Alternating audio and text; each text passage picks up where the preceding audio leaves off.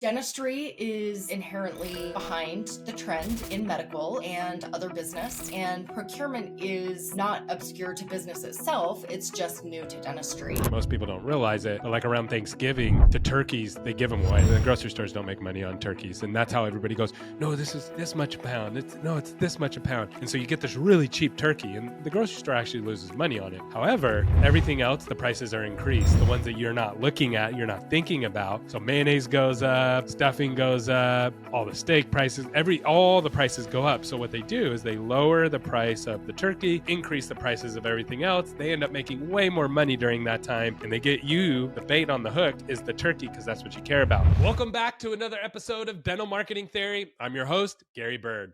I'm the founder of SMC National, where we help you create, convert, and close more new patients so you can grow the way that you want. And today I have Atia Black. She is the director of partnerships at Method USA, and you're going to love her dental story, how she got in the dental industry as a teenager, started as cleaning a dentist's house and then getting in to clean their office, and has worked all the way up to now she's in procurement. And she shared with me how she's saving people up to 30% on their supply bills. And it's pretty interesting the way her software works. And we get into the nitty gritty, and she actually answers a lot of hard questions that I promise you that will bring some value to your practices if you haven't thought through this before. So you're going to want to stay tuned for this one. All right, Atia. So why don't you tell me how you got into the dental industry? So I started out really young. I was 17 years old, and I was cleaning for my neighbor who his wife had like 5 kids, and she gave me rave reviews, and he was a dentist. So he was like, hey, why don't you come over and like clean my office? So sure, I'll come clean your office. And so I started out as like the sterilization specialist. And at 17 years old, I was a junior in high school, started doing like a work release program, and I fell in love with it, even like doing sterilization.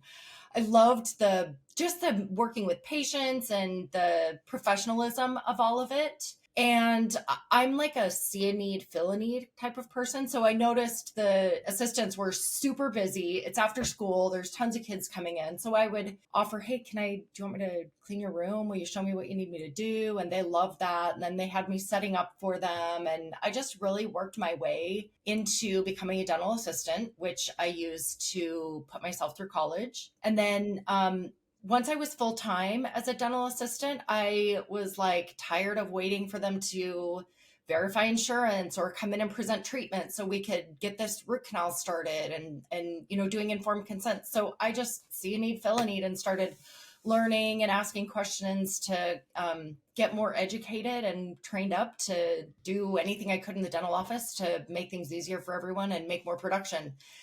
Because obviously our whole goal is to do more and better dentistry. So that was kind of where I got started. And from there, I fell in love with the business side of dentistry and just couldn't get away from it. I took a brief stint at being a mother, but I got bored.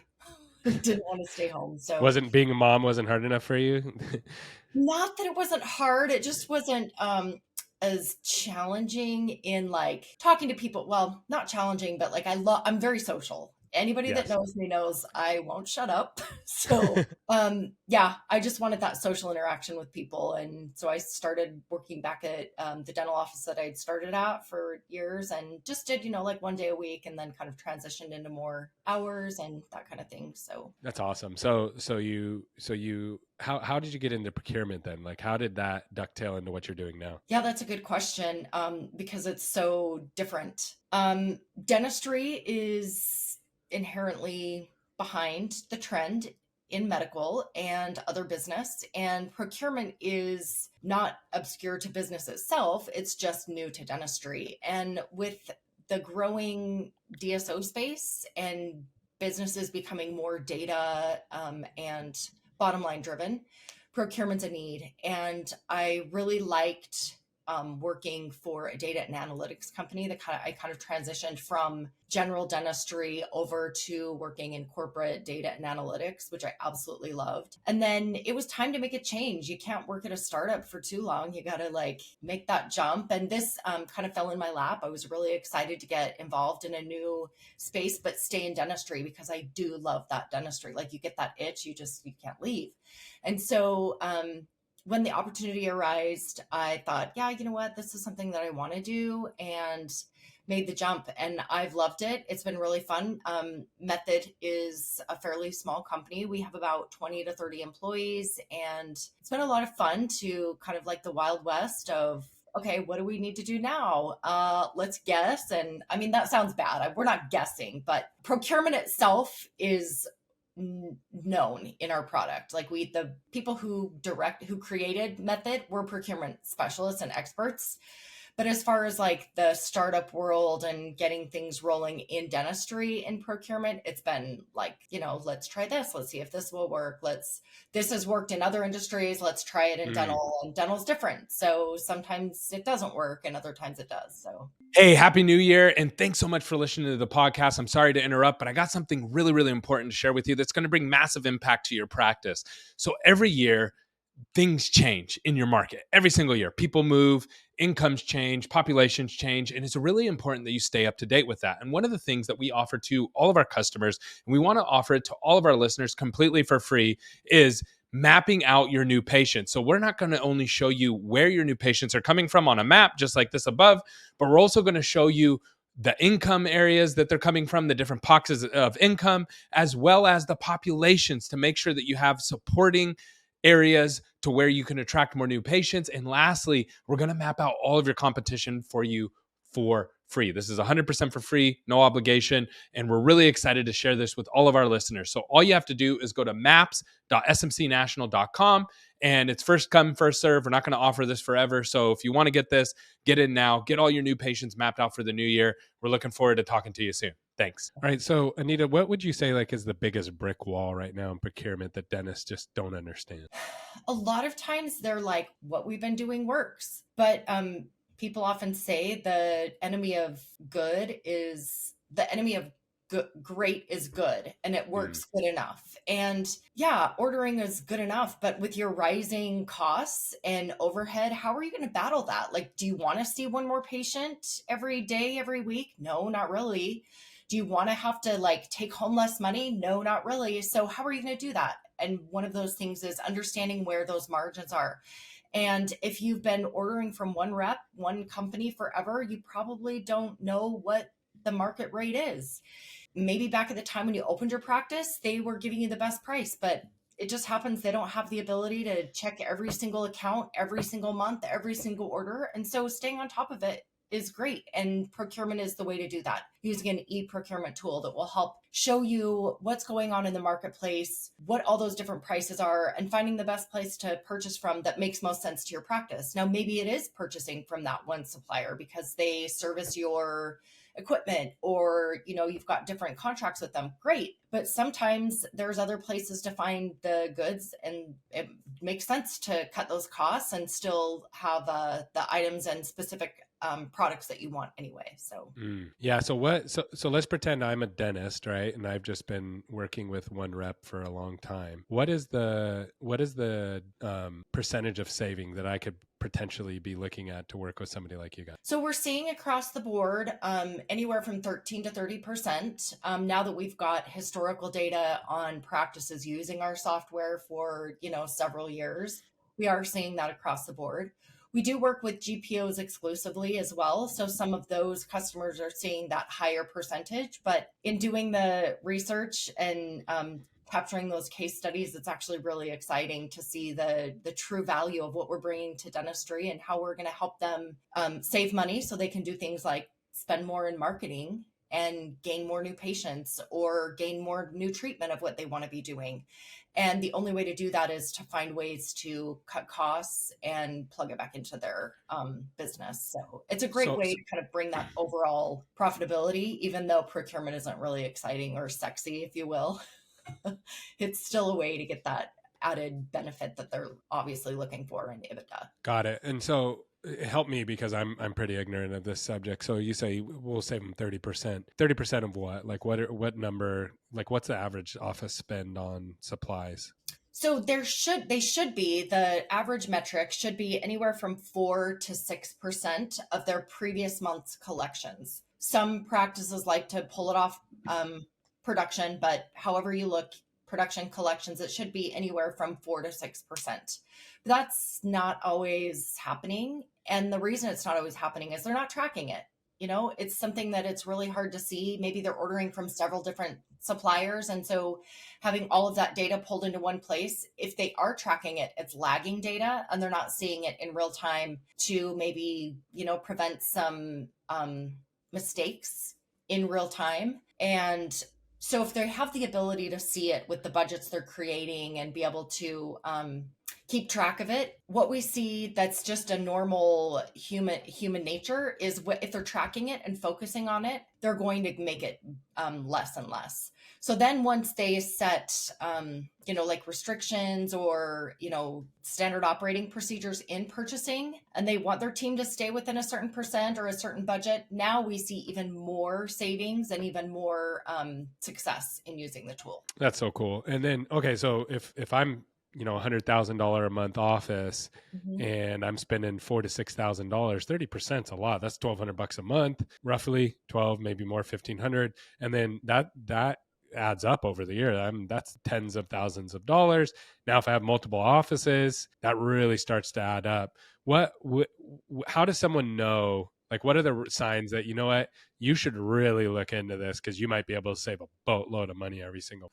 Couple of those key identifiers are they're only purchasing the majority of their supplies from one supplier. They're not comparing. So there's a thing called an outlier where they've got, several items that are going to be cheaper, but then their loss leader is going to be higher than others. And so in being able to capture all of those where they've got savings at this supplier and savings at this supplier with two different products, but I need both those products. Now I have the ability to capture that all in one place and select those items and check out all in one same operating procedure. It's so interesting because everybody uses the loss leader technique. Most people don't realize it, but like around Thanksgiving, the turkeys, they give them away. The grocery stores don't make money on turkeys. And that's how everybody goes, no, this is this much a pound. It's this much a pound. And so you get this really cheap turkey and the grocery store actually loses money on it. However,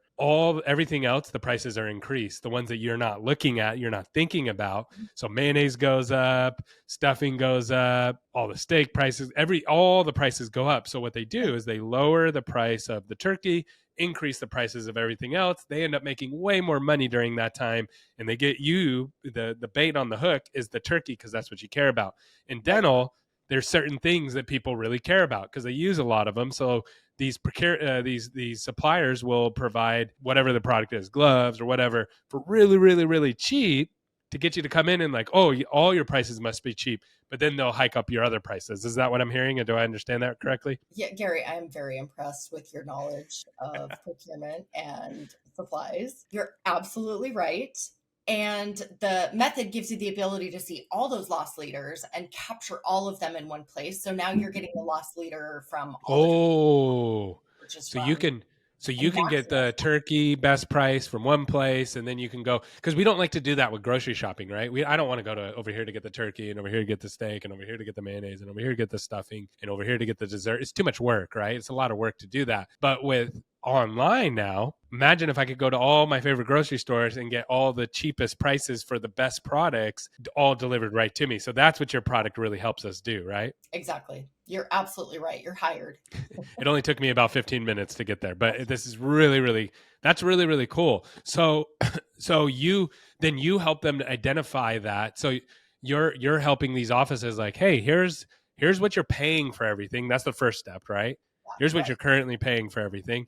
And here's where you can save a bunch of money by using different people for different products. Exactly. How do the suppliers feel about you? That's a good question. Do they love you because you're driving more business to them? Do they hate you because you're taking business away from them?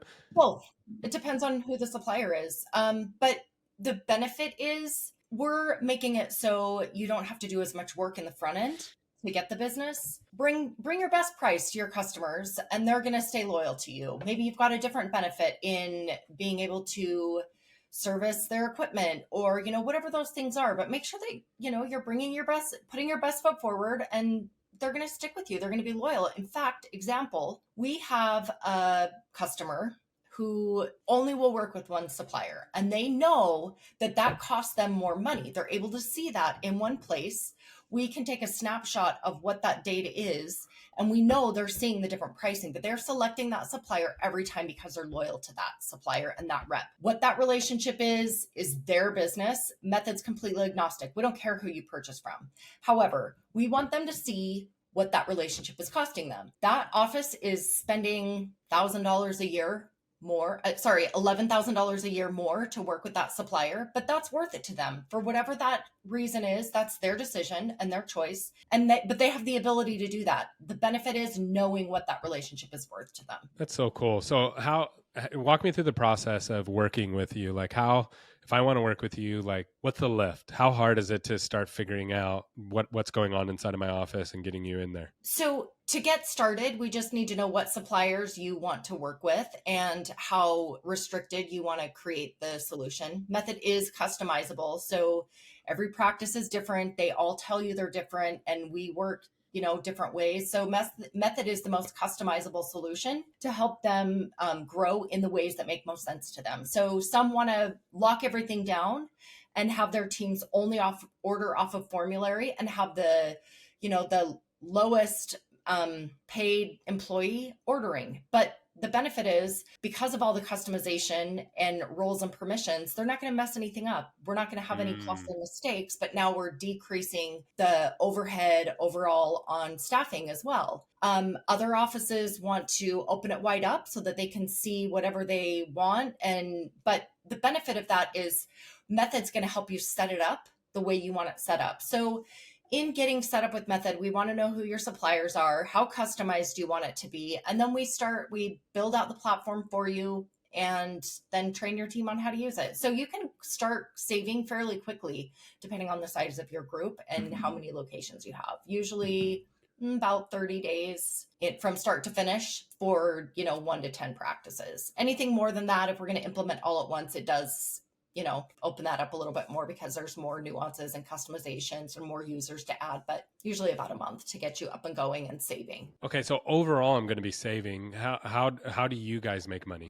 We have a monthly subscription fee. So depending on what different solution you choose, we have an essentials model that works really great for single practices that don't need much restrictions or roles or permissions, because it's like the doctor and, 2 or 3 dental assistants, a couple hygienists, and like the front desk people. So really, you can have as many seats on the platform, but it's just one set fee. And then we go up to an enterprise model, which becomes way more customizable, but also there's a lot more to it. We have an added receiving feature. We have an added approval feature. We've got reports. We've got, a bunch of different options with the enterprise model so that you can customize based on what you're trying to do in the practice. So it's a flat monthly subscription fee, and there's 2 different models. All right. Last question. Actually, 2 last questions for you. Okay. What's your favorite exercise at the gym? Depends on the day. Yeah. Oh my goodness. What's your favorite? Like your go-to? What's your go-to? I love my gym time. Usually I go get on the treadmill and run. And I love doing pull-ups. I know that sounds so weird, but being a woman and being able to do pull-ups, for years. What's your max on pull-ups? How many can you do? I think like repetitious, like 20, but I do like the kipping pull-ups. So you like kick yourself up and kind of get it going. Just flat pull-ups, no kipping. Probably about 8 to 10. Really good. That's really good. That's amazing. It's taken years, but I'm the biggest gym rat. I love my gym time. Yeah. That's awesome. All right. Last question. Okay. If someone wants to reach out to you and learn more about what you're doing or learn how to do push-up or pull-ups, what's the best way to get in touch with you?